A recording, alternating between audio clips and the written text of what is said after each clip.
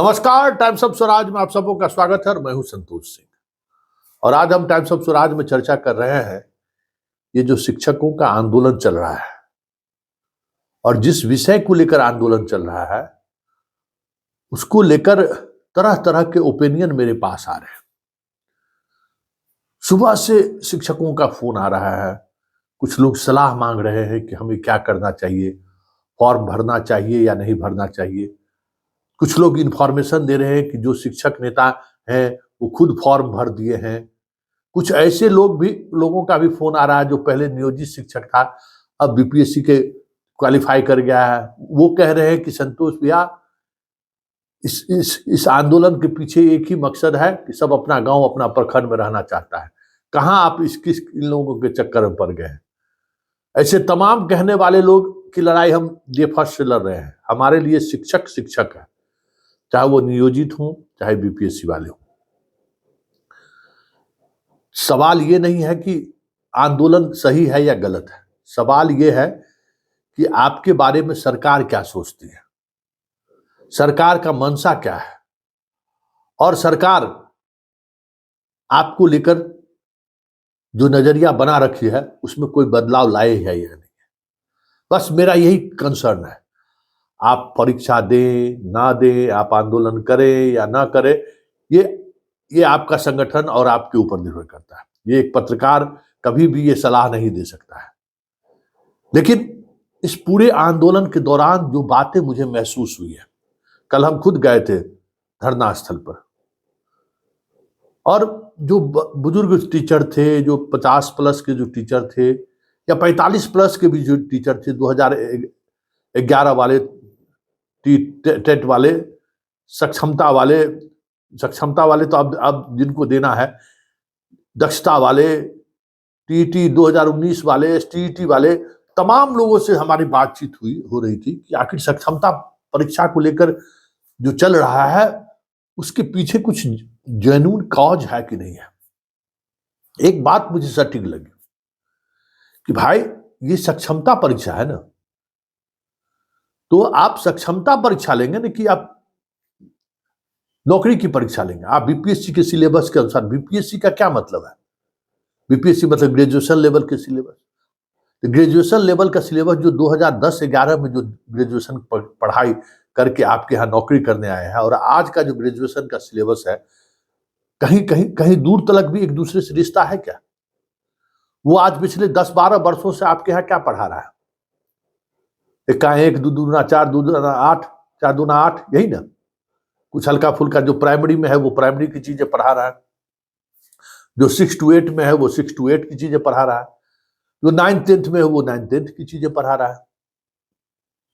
Graduation तो नहीं पढ़ा ना।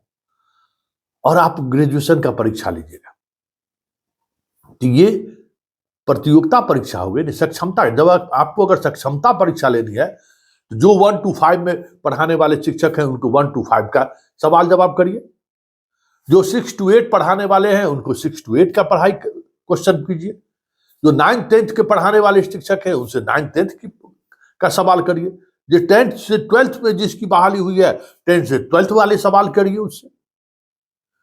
लेकिन आप कर क्या रहे हैं? आप बीपीएससी के पैटर्न पर आप परीक्षा लेने जा रहे हैं, कंप्यूटर से परीक्षा ले रहे हैं, तो ये तो सक्षमता परीक्षा नहीं है।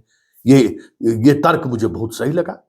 वाकई में ये सक्षमता परीक्षा तो कहीं दूर तलक नहीं है, ये तो आप प्रतियोगिता परीक्षा ले रहे हैं। उसके बाद जो प्राइमरी 5, 6, 8 में जो पढ़ाने वाले लोग थे उनसे आप 3 वर्ष, किसी से 5 वर्ष से 9th-10th पढ़ा करवा रहे हैं। कई शिक्षक शिक्षिका आज फोन किए कि आप उसको हाई स्कूल 5 वर्ष 10 वर्ष से पढ़वा रहे थे, प्रमोट कर दिए अपने मन से बिना जांचे हुए ही, सक्षम है कि अक्षम है, और वो लोग शामिल हो गए, जहां के देख पढ़ा रहे हैं और आप उसको डिमोट कर दिए। तो ये जो आपका नियत है ना, ये नियत जता रहा है कि आपको शिक्षा व्यवस्था से, शिक्षकों से और छात्रों से के भविष्य की कोई चिंता नहीं है। आप अपनी सियासत साध रहे हैं।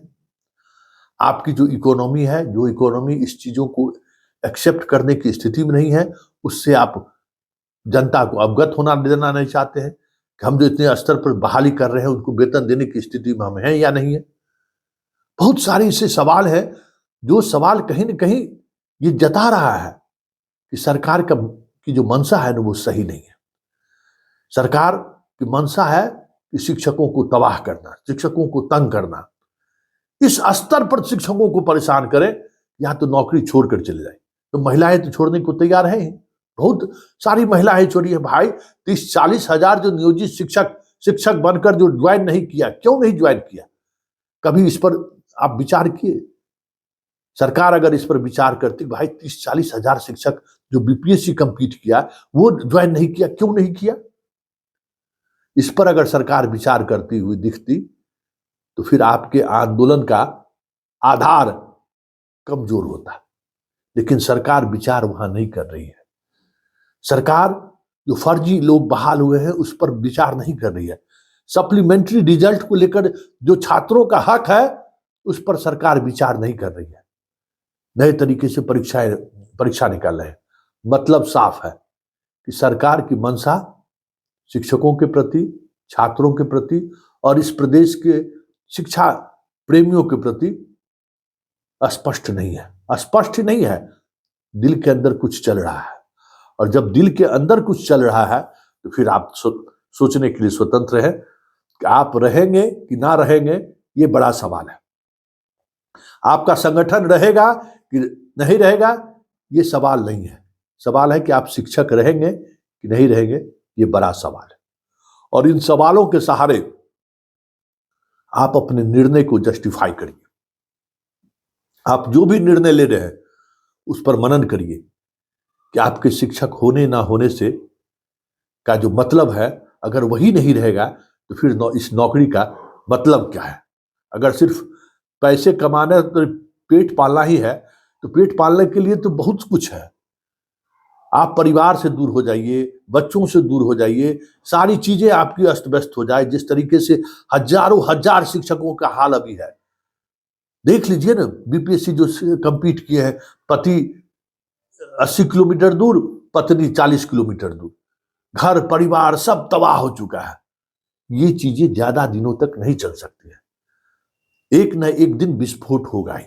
इसलिए कुछ भी निर्णय लेने से पहले इन तमाम परिस्थितियों पर सोचिए कि सरकार आपके बारे में क्या सोचती है, सरकार की नजरिया क्या है। तो फिर बहुत सारी चीजें स्पष्टता के साथ आप सोच भी सकते हैं और निर्णय भी ले सकते हैं।